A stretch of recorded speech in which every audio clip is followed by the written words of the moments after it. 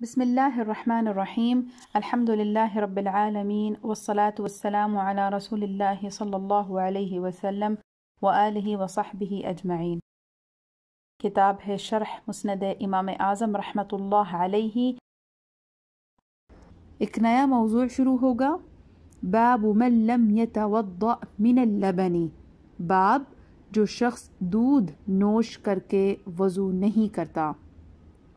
حدیث نمبر 46، ابو حنیفة عن عدی عن ابن جبیر عن ابن عباس قال رأيت رسول الله صلى الله عليه وسلم شرب لبنا فتمضمض وصلى ولم يتوضأ۔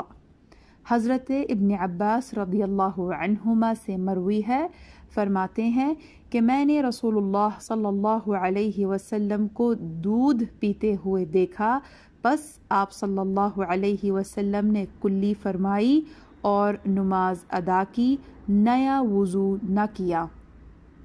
حدیث کی شرح، حضرت ابن عباس رضی اللہ تعالی عنہ فرماتے ہیں کہ میں نے نبی اکرم صلی اللہ علیہ وسلم کو دیکھا کہ آپ نے دودھ پیا اور کلی فرمائی، یعنی اپنے منہ کو دھویا اور نماز پڑھی اور وضو نہ فرمایا۔ اور ابن ماجہ میں حضرت ام سلمہ رضی اللہ تعالی عنہا سے مروی ہے کہ جب تم دودھ پیو تو کلی کرو، کیونکہ اس میں چکنائی ہوتی ہے۔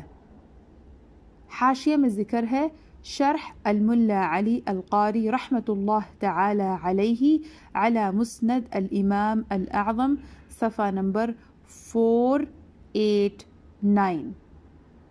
مسئلہ، دودھ پینے سے وضو نہیں ٹوٹتا، لیکن کلی وغیرہ کرنا یا وضو کرنا نبی اکرم صلی اللہ علیہ وسلم کی سنت مبارکہ ہے اور مستحب ہے۔